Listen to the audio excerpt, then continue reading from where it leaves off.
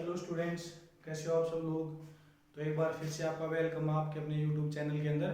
तो आज हम बात करते हैं अपने नेक्स्ट टॉपिक की। आज का हमारा टॉपिक है बेंडिंग ऑफ ए साइकिलिस्ट।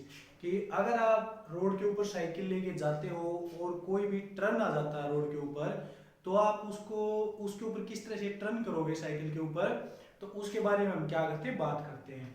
तो देखो भाई, इसमें दो कंडीशन होती है। दोनों कंडीशन के अंदर हम क्या कर सकते हैं, टर्न कर सकते हैं।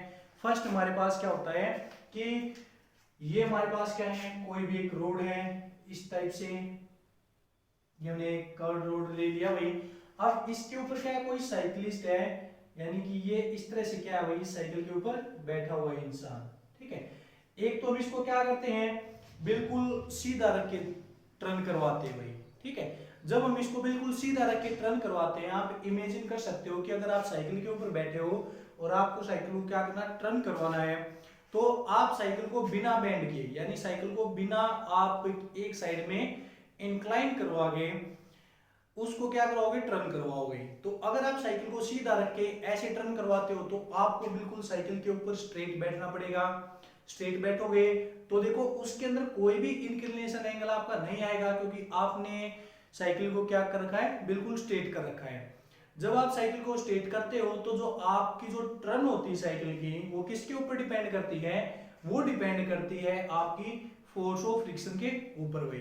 क्योंकि रोड और साइकिल के टायर के बीच में जो फ्रिक्शन लगता है, उसके ऊपर क्या करती है, डिपेंड करती है। लेकिन आपको पता है, जो साइकिल के टायर होते हैं, उनका जो एरिया ऑफ कॉन्टेक्ट होता है सरफेस के साथ, वो क्या होता है, बिल्कुल थोड़ा सा होता है भाई, बिल्कुल स्मॉल होता है। तो उस स्मॉल एरिया ऑफ कॉन्टेक्ट की वजह से जो फोर्स ऑफ फ्रिक्शन लगता है टायर और साइकिल, टायर और इस ग्राउंड के बीच में, देखो ये एरिया ऑफ कॉन्टेक्ट इसके ग्राउंड के कॉन्टेक्ट में है, ये एरिया साइकिल के टायर का। ठीक है, अब ये क्या है, बिल्कुल स्मॉल एरिया है, तो इसमें जो फोर्स ऑफ फ्रिक्शन लगेगा वो भी आपका कैसा होगा, स्मॉल होगा भाई। तो अगर हम क्या करते हैं, इसको सीधा ही, यानी साइकिल को बिना बेंड किए, बिना झुकाए हुए एक साइड में अगर हम इसको टर्न करवाते हैं, तो जो इसके साइकिल के ऊपर जो साइकिलिस्ट बैठा होता है, उसका जो वेट होता है mg, वो डाउनवर्ड एक्ट करेगा। तो फिर इसके वेट को कौन आपका बैलेंस कर लेगा, नॉर्मल रिएक्शन आर, जो इस वेट की क्या होगी, अपोजिट डायरेक्शन के अंदर होगी। तो इस केस में तो हमें कुछ कैलकुलेट करने की जरूरत ही नहीं पड़ेगी। जब आप इसको साइकिल को बिल्कुल सीधा रख के इसको क्या करवाते हो, आप टर्न करवाते हो। लेकिन आप क्या करोगे भाई, इस केस में जो बैलेंसिंग होती है आपकी, वो बहुत ही कम होती है। क्योंकि इस केस की जो बैलेंसिंग होती है, वो किसके ऊपर डिपेंड करती है, आपकी फोर्स ऑफ फ्रिक्शन के ऊपर डिपेंड करेगी, इस टायर और ग्राउंड के बीच में जो लगेगा। और इस टायर और ग्राउंड के बीच में जो फोर्स ऑफ फ्रिक्शन लग रहा है, वो क्या है भाई, बिल्कुल स्मॉल है। क्यों, क्योंकि जो एरिया ऑफ कांटेक्ट है टायर का ग्राउंड के साथ, वो क्या है, बिल्कुल स्मॉल है। तो उस वजह से इसका जो फोर्स ऑफ फ्रिक्शन लगेगा, वो भी क्या होगा, स्मॉल होगा। तो इस केस में आपकी जो बैलेंसिंग होगी, वो क्या होगी, बिल्कुल बहुत कम हो जाएगी। इस केस में आपके जो गिरने के चांसेस हैं, वो क्या होंगे, ज्यादा होंगे। तो ये बात आपने ध्यान में रखनी है भाई, कि जब आप इसको क्या करते हो, बिल्कुल स्ट्रेट, बिल्कुल सीधा रख के जब आप साइकिल को बेंड करवा किसी भी डायरेक्शन में टर्न करवाते हो, तो आपको बिल्कुल उसकी जो स्पीड है बिल्कुल स्लो रखनी होगी, और आपको बिल्कुल ध्यान से क्या करना है, उसको टर्न करवाना होता है। लेकिन अगर इसके अलावा हम क्या करते हैं, साइकिल को थोड़ा झुका देते हैं, थोड़ा बेंड करवा देते हैं किसी भी एंगल के ऊपर, तो ये हमारे पास सेकंड केस आता है।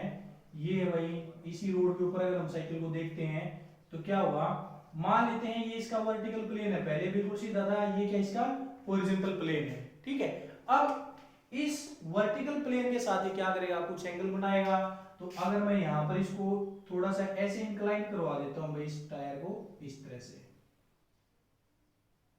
ठीक है, यहां पर उसका कोई भी साइकिलिस्ट आपका बैठा हुआ है इस टायर के ऊपर भाई। ठीक है, ऐसे। तो अब देखो इसने क्या कर दिया, ये एंगल क्रिएट कर दिया ना भाई इसके साथ। अगर हम इसको देखते हैं, तो ये एंगल इसने क्या कर दिया, क्रिएट कर दिया। इस एंगल को हमने किसका नाम दे दिया भाई, थीटा का नाम हम इसको दे देते हैं। तो पहले साइकिल क्या था, ऐसे वर्टिकल प्लेन में बिल्कुल स्ट्रेट था, और हॉरिजॉन्टल प्लेन हमारा ऐसे था।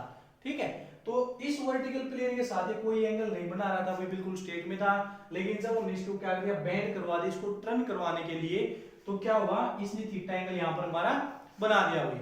अब ये जो थीटा एंगल बनाया है ये हमें क्या देता है भाई, बैलेंस भी देता है साइकिल के साथ। इसको हम थोड़ी ज्यादा स्पीड के अंदर भी टर्न करवा सकते हैं। इस केस में हम स्पीड क्या दें, बिल्कुल स्लो रखनी पड़ेगी, लेकिन इस केस में हम अपनी स्पीड को बढ़ा सकते हैं और साइकिल को आसानी से हम क्या कर सकते हैं, टर्न भी हम अपना करवा सकते हैं भाई। अब देखो इस केस में जो चीज हमें बैलेंसिंग करवानी होती है उस चीज की बैलेंसिंग हमें करवानी है।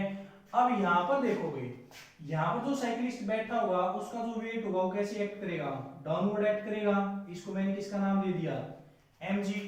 mg आपका डाउनवर्ड एक्ट करेगा, लेकिन इसके ऊपर जो भी आदमी बैठा हुआ वो भी साइकिल के साथ क्या होगा, बैंड होगा, एक साइड में थोड़ा सा झुकेगा। तो इसकी जो नॉर्मल रिएक्शन होगी आदमी की वो क्या होगी, इस तरह से जाएगी ना भाई। ये हमने क्या दिखा दी, are normal reaction.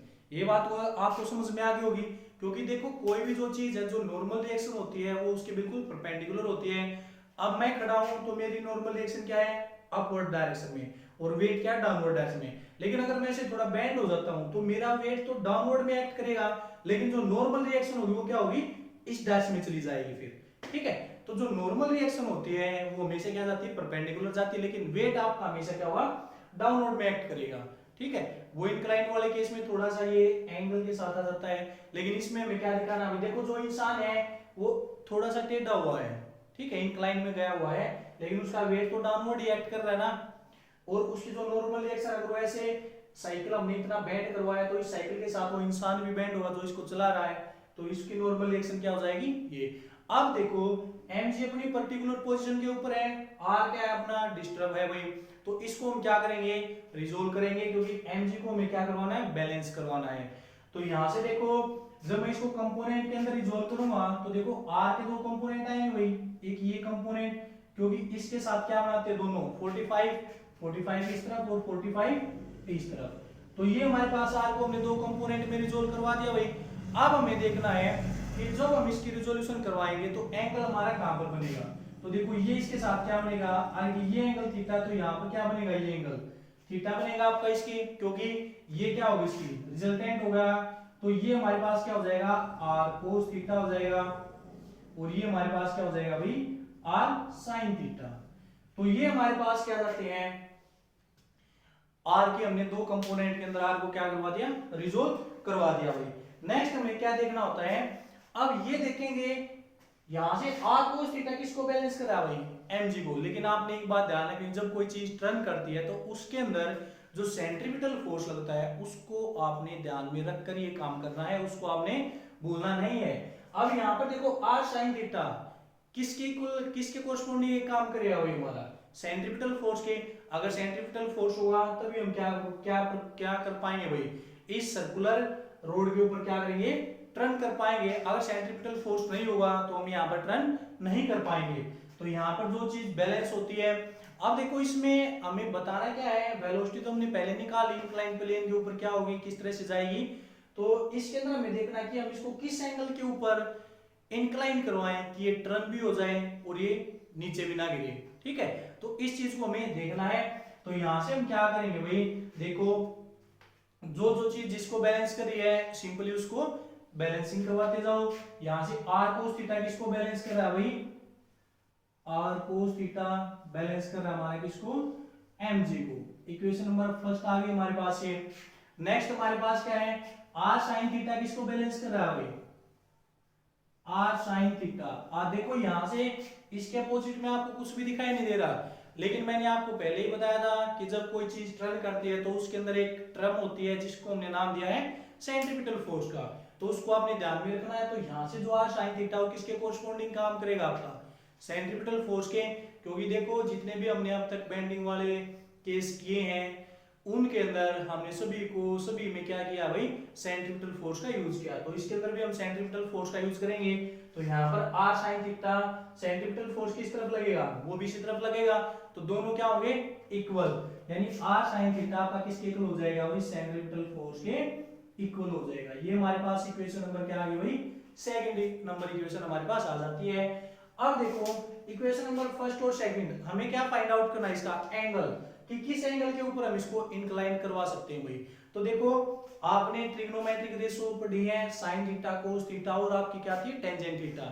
Sine theta और कोस थीटा आपकी क्या आती है, वैल्यू फाइंड आउट करने के लिए उनका हम यूज करते हैं। लेकिन जो टेंजेंट थीटा होता है उसका हम क्या करते हैं भाई, एंगल निकालने के लिए हम उसका क्या करेंगे, यूज करेंगे। तो इन दोनों इक्वेशन का यूज करके हमें क्या करना है, टेंजेंट थीटा को देखना है कि टेंजेंट थीटा हम किस तरह से इससे यहां से कैलकुलेट कर सकते हैं भाई। तो देखो जब टेंजेंट थीटा आप कैलकुलेट करोगे तो हमारे पास क्या आएगा, अगर टेंजेंट थीटा का आपके पास फॉर्मूला क्या होता है, अगर मैं यहां पर आपको फॉर्मूला लिखता हूं तो टेंजेंट थीटा आपके पास क्या होता है भाई, साइन थीटा डिवाइड बाई आपका कोस थीटा। तो sine theta by cos theta ratio में लेके आना है, तो साइन थीटा सेकंड इक्वेशन में, कोस थीटा फर्स्ट इक्वेशन में। अगर हम इन दोनों क्या कर देते हैं, डिवाइड कर देते हैं, divide equation 2 by equation first. Second equation को अगर हम फर्स्ट से डिवाइड कर देते हैं तो हमारे पास क्या वैल्यू आती है भाई, R sine theta divide by हमारे पास क्या आ गया, R cos theta is equal to M G divide by आपका क्या हो जाता है भाई, सॉरी पहले आएगी सेकेंड इक्वेशन, तो M V square divide by R, इसके डिवाइड में एम जी करोगे तो हमारे पास क्या जाएगा भाई, एम जी, ये आ गया। अब यहां से m से m कैंसिल हो गया, r से r कैंसिल हो गया। जब इन दोनों को सोल्व करेंगे तो यहां पर क्या बचेगा भाई, sine theta by cos theta आपका क्या बन जाता है, टेंजेंट थीटा, टेंजेंट थीटा। और नीचे हमारे पास क्या बचा भाई, v स्क्वायर डिवाइड बाई आपका क्या, r इंटू में g, तो यहां पर हो जाएगा आपका v स्क्वायर r इंटू में g। तो यहां से हमारा क्या निकल के आ जाएगा भाई, इसका एंगल निकल के आ जाएगा कि टेंजेंट थीटा। अब देखो v क्या है, इसकी वेलोसिटी, कि किस वेलोसिटी से हम उसको चला रहे हैं, v हमारे पास क्या होती है, वेलोसिटी।